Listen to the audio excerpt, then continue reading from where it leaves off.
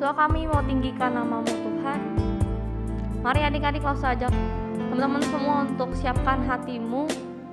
Mari kita mau sama-sama datang di hadapan Tuhan. Kita mau sama-sama katakan, sebab Yesus ditinggikan dan dimuliakan. Yesus Tuhan ditinggikan, dimuliakan dan naik ke surga.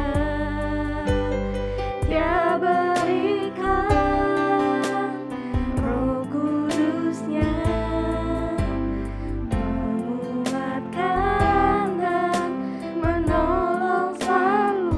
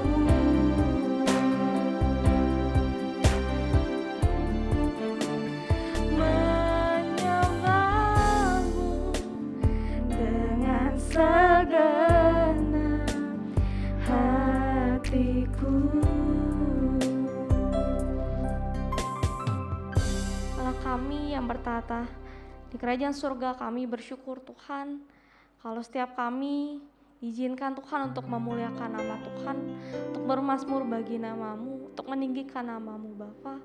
Hari ini kami mau buka hatinya kami, hari ini kami mau menerima firman-Mu, kami mau memuji, kami mau memuliakan nama-Mu dengan segenap hatinya kami. Thank you Tuhan, kami bersyukur dan kami berdoa. Amin. Amin. Oke. Aku mau ajak teman-teman untuk bangkit berdiri. Kita akan mengakui iman kita dalam pengakuan iman rasuli. Pengakuan iman rasuli. Aku percaya kepada Allah, Bapa yang Maha Kuasa, Khalik langit dan bumi, dan kepada Yesus Kristus anaknya tunggal Tuhan kita, yang dikandung daripada Roh Kudus, lahir dari anak darah Maria, yang menderita sengsara di bawah pemerintahan Pontius Pilatus, disalibkan, mati dan dikuburkan, turun ke dalam kerajaan maut. Pada hari yang ketiga bangkit pula dari antara orang mati, naik ke surga, duduk di sebelah kanan Allah, Bapa yang Maha Kuasa, dan dari sana ia akan datang untuk menghakimi orang hidup dan yang mati. Aku percaya kepada Roh Kudus, gereja yang kudus dan am, persekutuan orang kudus, pengampunan dosa, bangkitan tubuh dan hidup yang kekal. Amin. Oke, shalom teman-teman. Shalom. Kurang semangat nih, shalom. Shalom. Oke, sekarang kita mau bersyukur nih sama Tuhan karena hari ini Tuhan masih berikan kita kesempatan untuk bisa memuji memuliakan nama Tuhan, dan kita masih berikan kesehatan dan boleh beribadah walaupun di rumah. Kita mau menyanyikan lagu Kunaikan Syukurku. Teman-teman pakai berdiri ya. Kita mau sama-sama tepuk tangan ya.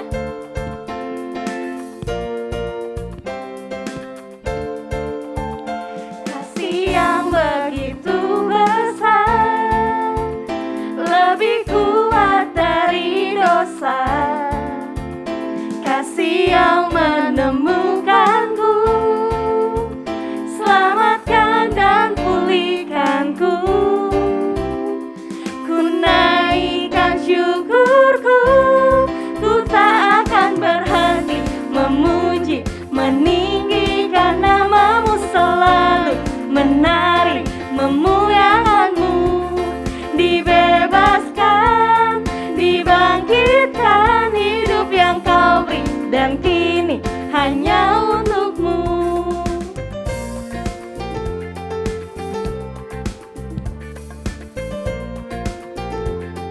Yo, dengan semangat ya. Kasih yang begitu besar, lebih kuat dari dosa, kasih yang menemukanku, selamatkan dan pulihkanku. Ku naikkan syukurku, ku tak akan berhenti memuji, meninggikan nama-Mu selalu, menari memuliakan-Mu, dibebaskan, dibangkitkan, hidup yang Kau beri dan kini hanya untuk-Mu. Ku tak berhenti memuji, meninggikan nama-Mu selalu, menari memuliakan-Mu, dibebaskan, dibangkitkan, hidup yang Kau beri dan kini hanya untuk-Mu. Ku tak memuji, meninggikan nama-Mu selalu, menari memuliakan-Mu, dibebaskan, dibangkitkan, hidup yang Kau beri dan kini hanya untuk-Mu.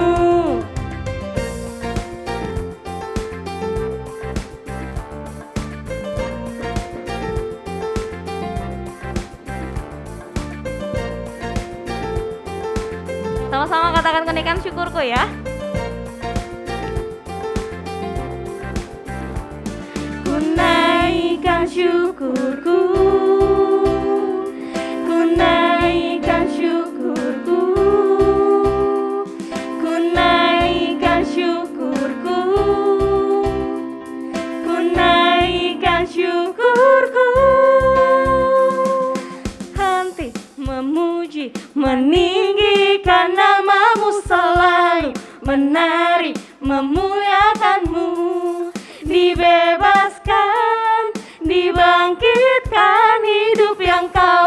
dan kini hanya untukmu. Akan Henti memuji, meninggikan namamu, selalu menari, memuliakanmu. Dibebaskan, dibangkitkan, hidup yang kau beri, dan kini hanya untukmu. Hidup yang kau beri, dan kini hanya untukmu. Yeay, mari sama-sama beri tepuk tangan buat Tuhan kita. Kita mau sama-sama katakan kalau Dialah Raja kita, amin. Amin. Ya.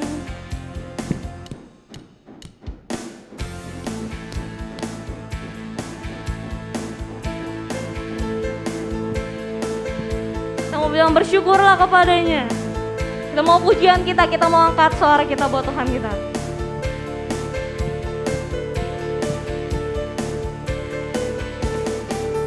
Bersyukurlah kepadanya, bawalah pujian baginya, karena Dia Raja, oh Dia yang perkasa.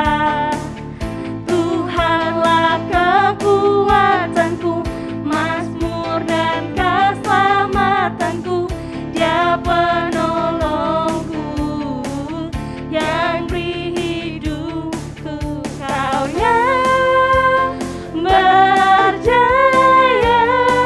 seluruh semesta sujud menyembah. Agunglah kebangkitanmu, mukjizat telah terjadi. Junjung kasih anugerahmu, kekal teguh dan mulia. Masyurlah perbuatanmu, kau penyelamat hidupku. Kasih-Mu tiada tara, bertata Kau Tuhan Rajaku. Kasih semangat ya.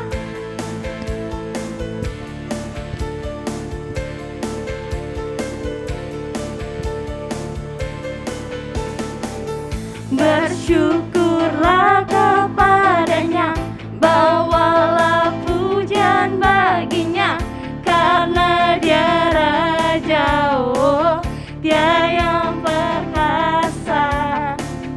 Tuhanlah kekuatanku, mazmur dan keselamatanku, Dia penolongku yang beri hidupku. Kau yang berjaya,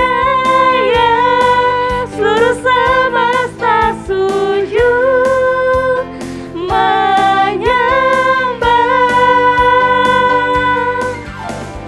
Agunglah kebangkitanmu, mukjizat telah terjadi.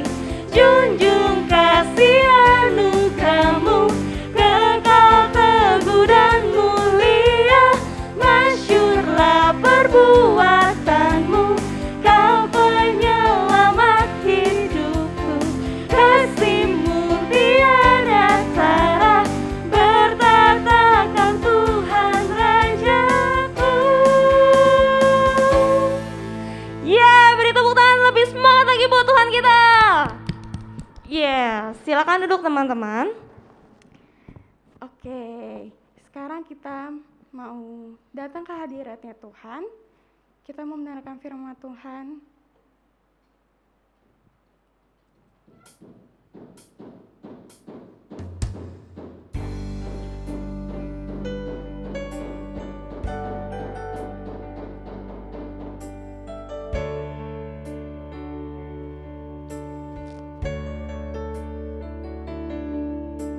Kita mau siapkan hati kita.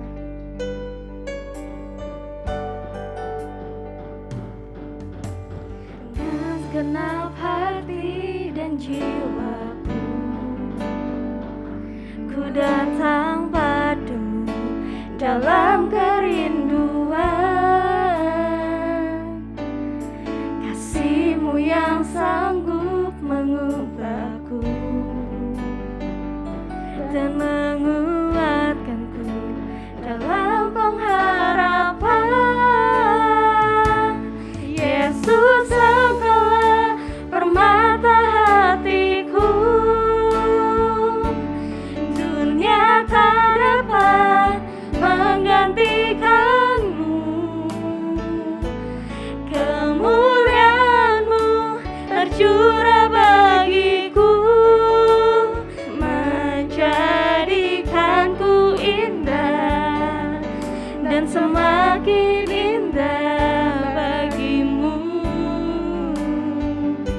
mau bilang dengan segenap hati kami Bapa.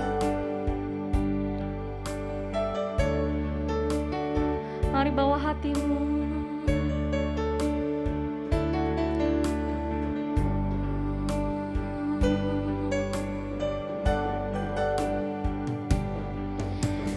Dengan segenap hati dan jiwaku,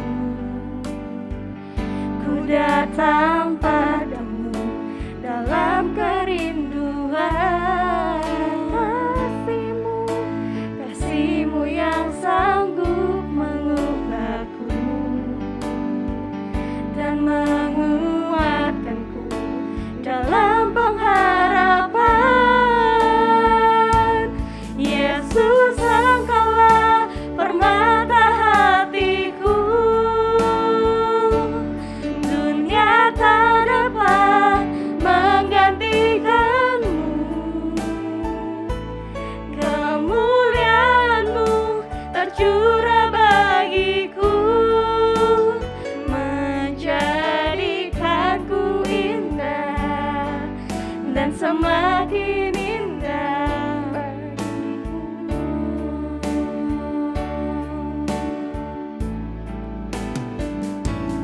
Yesus, Engkaulah permata hatiku.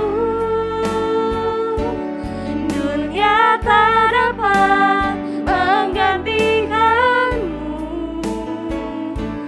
Kemuliaan-Mu tercurah bagiku, menjadikanku indah dan semakin indah.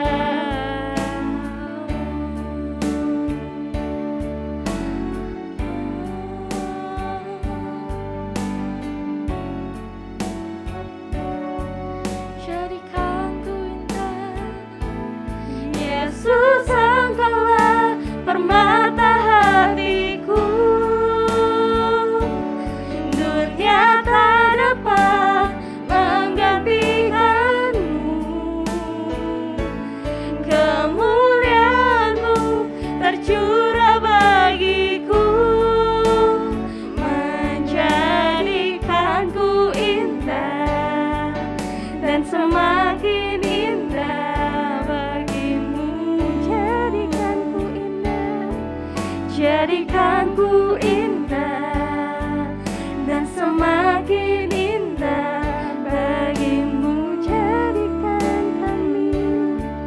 Jadikanku indah dan semakin indah bagimu.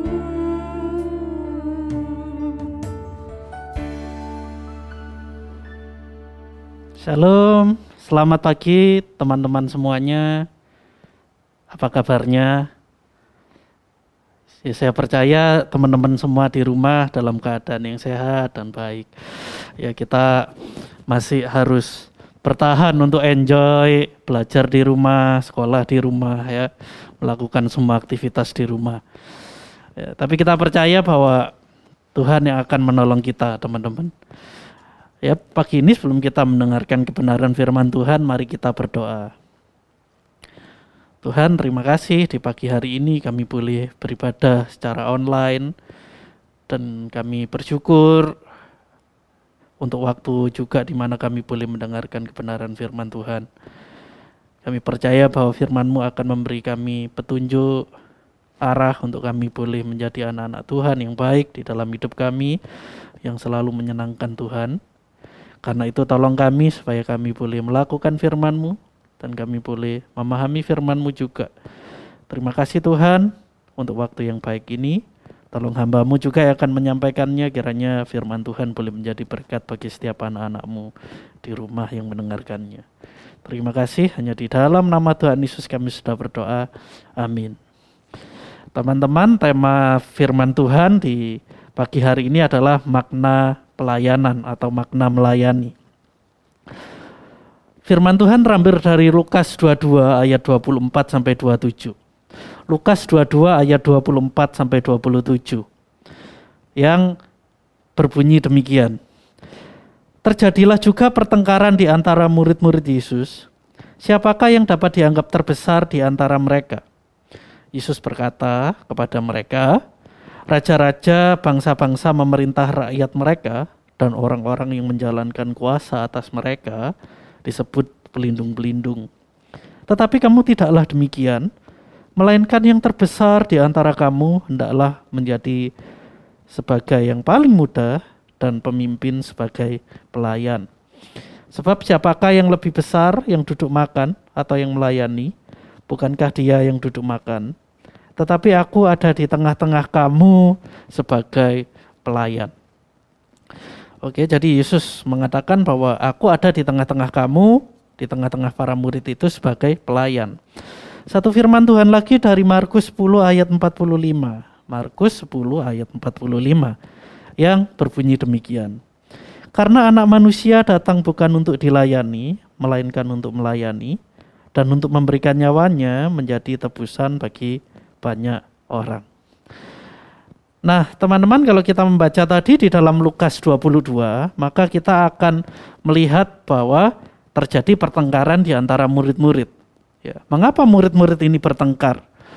Nah, kalau kita membaca di bagian lain, misalnya di dalam Matius 20 ayat 20, maka konteks pertengkaran para murid adalah karena keinginan Yakobus dan Yohanes, ya, dua orang dari 12 murid Yesus yang lain, untuk duduk di sebelah kanan dan kiri Yesus ketika Yesus sudah berada di dalam kerajaan surga nanti. Ya, hal ini membuat para murid yang lain mendengar permintaan Yakobus dan Yohanes itu tidak senang. Ya. Mereka menganggap Yakobus dan Yohanes ini terlalu ambisius, ya, terlalu mengejar kekuasaan gitu ya. Dan inilah harapan dari Yakobus dan Yohanes ketika mereka mengikut Tuhan, mereka mengharapkan upah di surga dengan duduk di sebelah kanan dan kiri Tuhan Yesus. Apakah salah permintaan Yakobus dan Yohanes ini? Apakah salah kita meminta upah atau kita meminta apresiasi ketika kita melayani Tuhan? Nah, teman-teman, kita akan melihat bagian ini lebih lanjut. Nah, sebelumnya saya mau bercerita tentang salah satu superhero yang saya suka, teman-teman, yaitu Superman. Ya. Superman ini terkenal sebagai hero yang overpower. Mengapa demikian? Karena Superman ini kalau dibandingkan dengan teman-temannya yang lain, dia punya pukulan yang paling kuat. Dia bisa terbang. Nafasnya bisa menghembuskan es. Ya, matanya bisa menembakkan laser. Sangat kuat sekali, teman-teman. Nah, yang paling saya suka adalah terutama karena Superman ini suka menolong orang lain. Teman-teman, ada salah satu komik Superman yang berjudul The New Gods. Ceritanya tentang Superman yang menolong penduduk bumi, tetapi bukannya penduduk bumi berterima kasih kepada Superman, penduduk bumi malah mencaci maki Superman. Jadi ceritanya Superman harus memukul musuhnya sampai menghantam gedung-gedung, ya, sehingga gedung-gedung itu hancur. Harus membanting musuhnya ke jalan-jalan sehingga jalanan rusak. Penduduk bumi yang melihat bahwa kotanya sudah rusak, mereka marah kepada Superman. Harusnya yang menolong kami adalah tentara dan polisi sehingga tidak mengalami kehancuran gedung dan jalan yang rusak. Bukan Superman yang harusnya menolong kami. Ya, kita lihat ya, Superman bukannya diapresiasi, dipuji, dan diberikan terima kasih, enggak. Justru malah dicaci maki. Di dalam cerita di komik itu Superman marah kepada penduduk bumi. Ya, Superman ngambek. Tidak mau lagi menolong penduduk bumi. Ketika ada musuh datang, Superman hanya diam saja. Ya, tidak mau lagi menolong penduduk bumi. Teman-teman,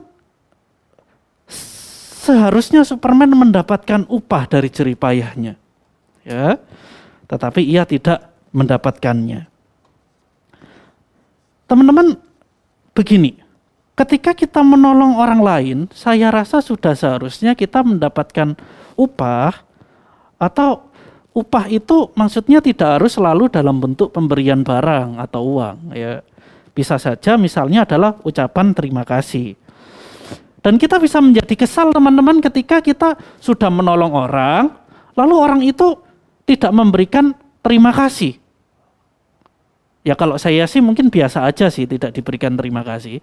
Tapi kalau udah tidak diberikan terima kasih, orang itu malah bersungut-sungut, mencaci maki kita, saya kesal. Ya, tentu teman-teman juga akan kesal gitu ya. Bukannya diapresiasi malah diberikan sungut-sungut ketika kita menolong orang.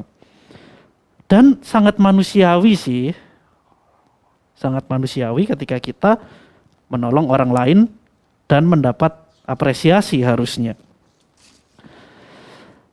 Nah tetapi begini teman-teman, ketika kita menolong orang lain, apa yang menjadi tujuan utama kita atau apa yang menjadi orientasi kita ketika kita menolong orang lain? Apakah tujuan utamanya adalah untuk mendapatkan pujian atau mendapatkan upah? Atau memang seharusnya hal itu memang dilakukan gitu? Pada hakikatnya itu adalah keharusan untuk dilakukan. Sudah keharusan kita harus menolong orang lain. Nah lebih lanjut lagi pertanyaannya begini.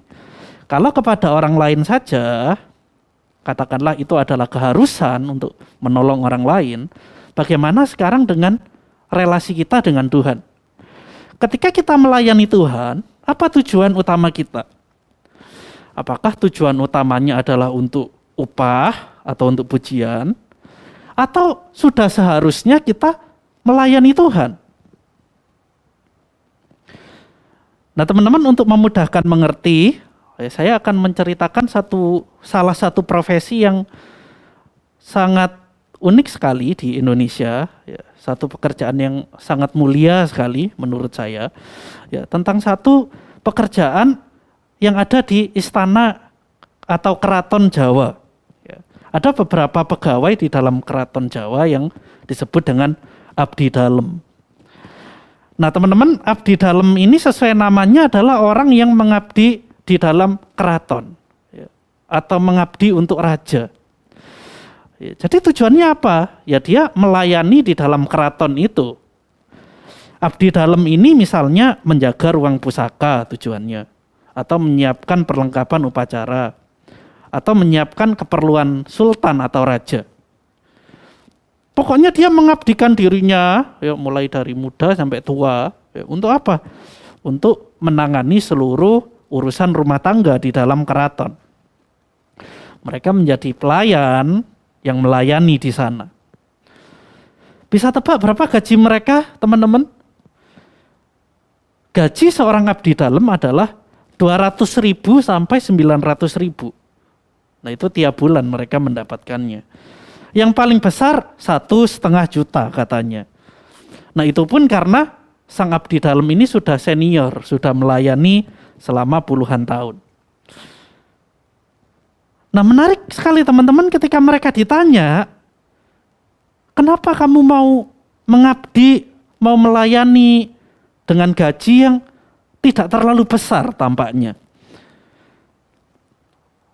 Nah, tetapi ketika mereka ditanya itu, mereka menjawab, salah satu dari mereka mengatakan bahwa kami tidak mencari gaji, tetapi kami mencari ketentraman hati. Kami belajar soal keikhlasan.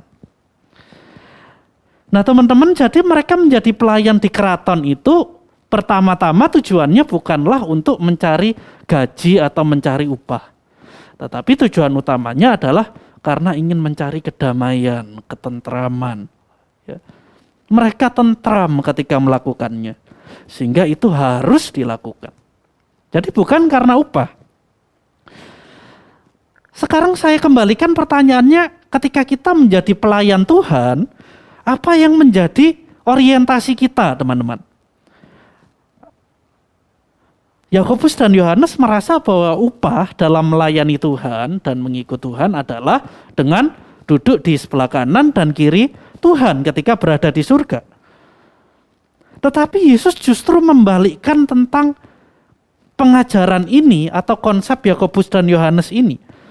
bahwa melayani Tuhan itu bukan berbicara soal upah saja, tetapi melayani Tuhan itu teman-teman harus karena demikian adanya. Tuhan mengatakan begini di dalam ayat 25. Raja-raja bangsa-bangsa memerintah rakyat mereka. Nah, memerintah di sini artinya adalah raja itu punya posisi yang lebih tinggi sehingga berhak memerintah rakyatnya yang berada di dalam posisi yang rendah. Jadi kalau ingin punya kedudukan yang tinggi, ya jadilah raja yang memerintah. Nah, kira-kira begitu teman-teman. Jangan menjadi pelayan kalau mau punya kedudukan yang lebih tinggi. Jadilah raja. Nah, raja ini di dalam budaya Yunani dan Romawi khususnya adalah utusan atau sebagai dewa gitu ya. Atau jelmaan dewa yang memerintah rakyatnya. Jadi keputusan raja tidak bisa diganggu gugat oleh rakyatnya. Jadi kalau mau punya posisi tinggi jadilah raja. Tetapi kalau mau menjadi pelayan tidak demikian. Yesus berkata, yang terbesar di antara kamu hendaklah menjadi yang paling muda, menjadi pelayan. Nah, siapa sih pelayan itu? Atau apa sih melayani itu? Nah, kalau kita orang Indonesia, teman-teman memahami pelayan itu sebagai satu pekerjaan yang identik dengan rumah makan. Ya, mereka pelayan adalah mereka yang misalnya mengantar menu kepada orang yang mau makan. Lalu pelayan juga mencatat menu apa saja yang mau dimakan. Lalu juga mengantarkan makanan. Nah, kita memahami pelayanan di dalam pemahaman orang Indonesia seperti itu ya.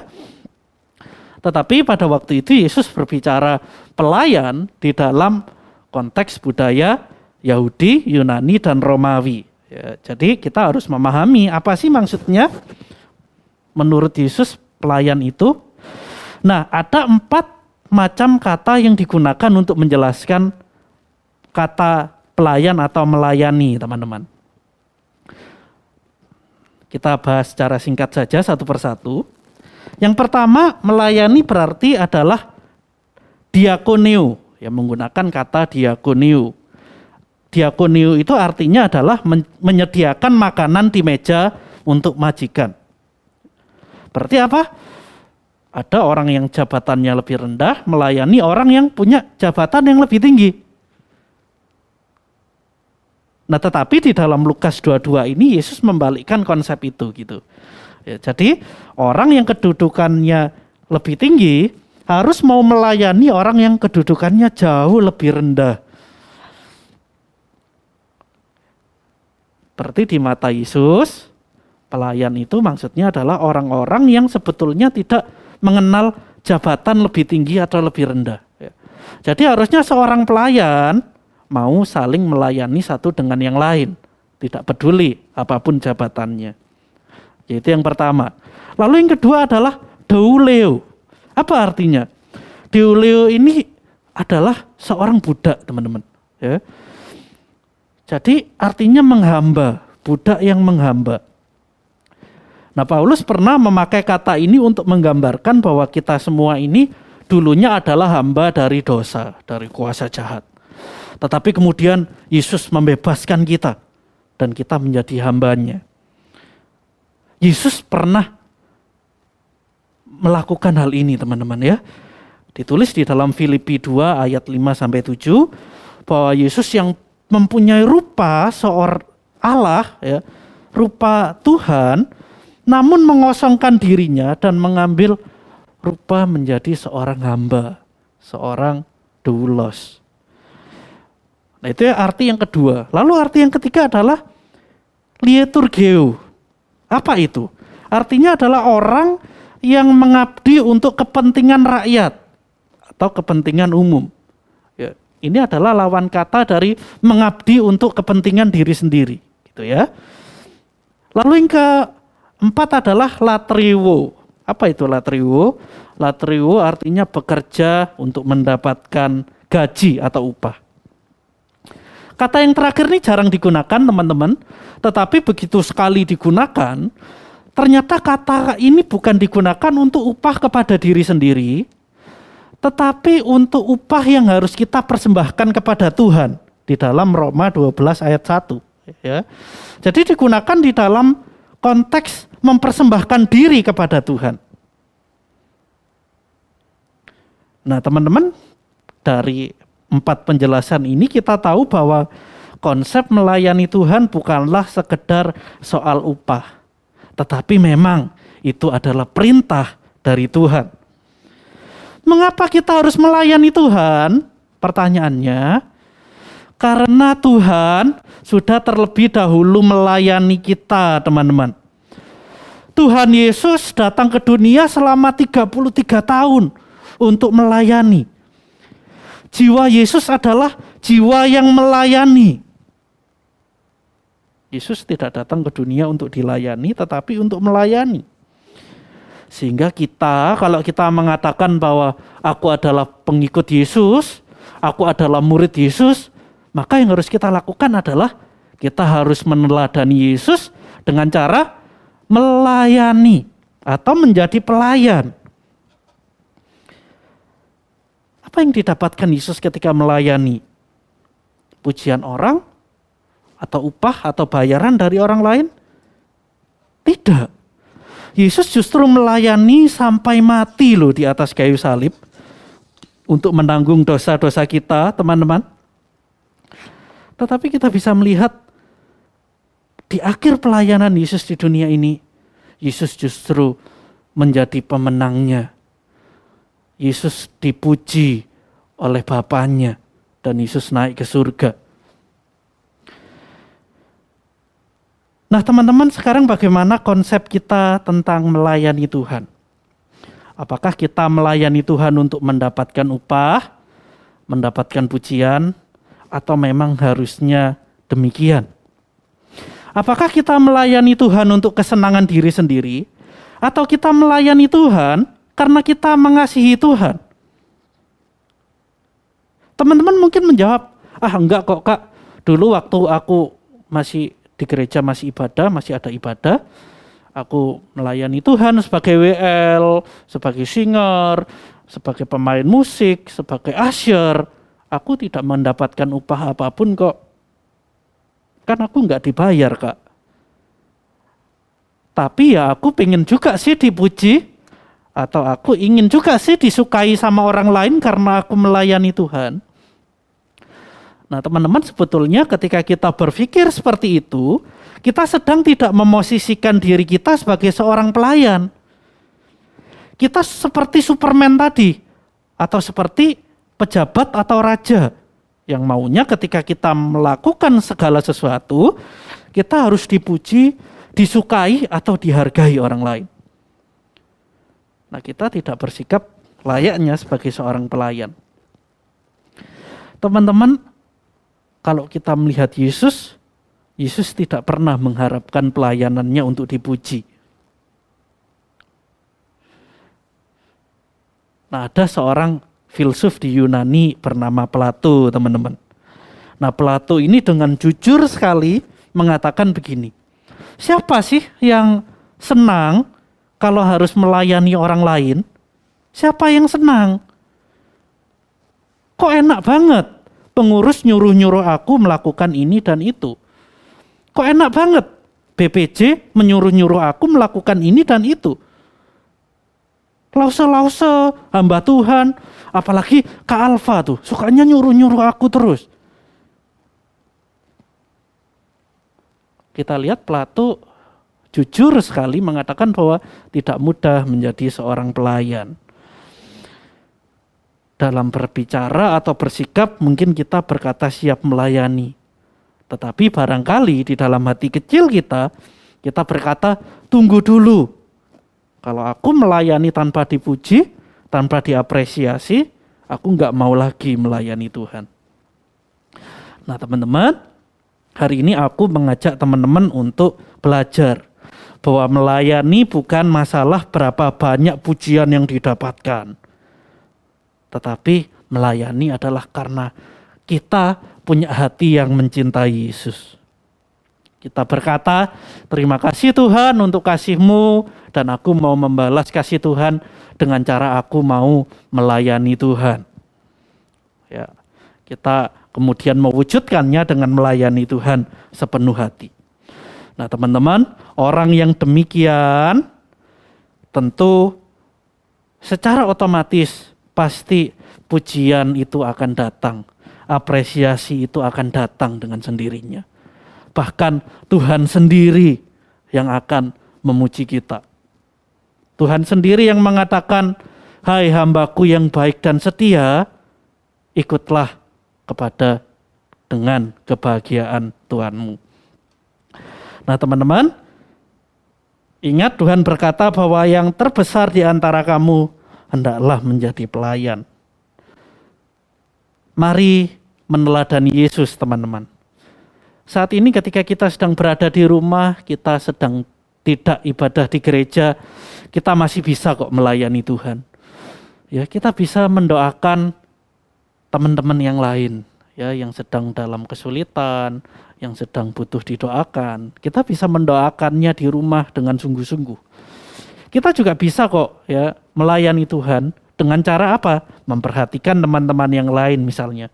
Kita tanya kabarnya, ya kita doakan dia, kita telepon dia atau kita chat dia gitu ya. Dengan itu kita juga bisa melayani Tuhan. Ya kita menguatkan dia dengan kebenaran firman Tuhan. Ya, atau kita bisa melayani Tuhan dengan apa misalnya? Membagikan renungan yang kita baca setiap hari misalnya kepada teman-teman kita. Selama di rumah kita juga bisa melayani Tuhan. Nah teman-teman, yuk kita melayani Tuhan seperti Tuhan sudah melayani kita terlebih dahulu. Seperti Tuhan yang sudah mau mengorbankan nyawanya bagi kita untuk menebus dosa kita. Tuhan tidak mengharapkan pujian ketika melayani. Kita pun juga seharusnya tidak mengutamakan pujian ketika melayani. Tetapi kita melayani Tuhan karena kita mengasihi Tuhan. Kiranya firman Tuhan ini boleh menjadi pimpinan bagi kita dan kita boleh memahami apa makna melayani di dalam kehidupan kita. Amin. Mari kita berdoa. Tuhan, hari ini firman-Mu sudah disampaikan kepada setiap anak-anak-Mu, dan Tuhan tolong kami supaya kami juga boleh melayani Tuhan dengan motivasi yang benar, dengan hati yang benar. Yaitu bukan karena kami mau dipuji oleh orang lain, bukan karena kami mengharapkan upah dari orang lain, tetapi karena kami mengasihi Tuhan. Karena kami percaya bahwa Tuhan telah mengasihi kami terlebih dahulu. Terima kasih Tuhan. Tolong kami di masa pandemi ini untuk kami juga boleh menggunakan HP kami, menggunakan internet kami untuk kami juga melayani Tuhan. Dengan mendoakan sesama kami, memberikan perhatian kepada teman-teman kami. Terima kasih Tuhan. Hanya di dalam nama Tuhan Yesus kami sudah berdoa. Amin. Ya, terima kasih buat hambanya yang sudah menyampaikan firman Tuhan. Tuhan Yesus memberkati. Nah, dalam masa pandemi ini, Rasul mengingatkan teman-teman untuk 5M. Yang pertama adalah selalu memakai masker. Jadi kemanapun teman-teman berada, jangan lupa untuk memakai masker karena itu penting sekali. Yang kedua, teman-teman jangan lupa untuk selalu sering-sering cuci tangan dengan pakai sabun dengan air yang mengalir. Jadi jangan lupa buat cuci tangannya pakai sabun ya, jangan pakai airnya doang, tapi harus pakai sabun juga. Yang ketiga, paling penting nih adalah menjaga jarak. Jadi dimanapun teman-teman berada, jangan dekat-dekat sama orang karena kita tidak tahu apakah dia COVID atau tidak. Jadi lebih baik teman-teman menjaga jarak. Yang keempat adalah menjauhi kerumunan. Jadi jangan sering jalan-jalan ya. Yang kelima adalah membatasi mobilisasi dan interaksi. Sekian dari 5M itu teman-teman jangan lupa ya. Sekarang kita mau mempersiapkan persembahan kita. Kita memberikan yang terbaik dari apa yang sudah Tuhan berikan. Yuk langsung saja teman-teman untuk boleh siapkan amplop atau kirim ke rekening, boleh transfer ke rekening di bawah sini. Kita mau persembahan. Asa persilakan buat Cen-Cen pimpin doa. Mari teman-teman kita berdoa. Terima kasih Bapak untuk hari ini. Kalau Tuhan boleh memberikan kami kesempatan untuk bisa melayani dan memuji memuliakan nama-Mu Bapa. Tuhan, sekarang kami ingin memberikan yang terbaik. Kau berkati persembahannya kami agar dapat memperluas kerajaan-Mu. Terima kasih Bapa, juga berkati tangan-tangan yang memberi. Dan Yesus kami syukur berdoa. Haleluya. Amin. Amin. Kita mau sama-sama naikin syukur kita ya. Boleh sambil berdiri ya.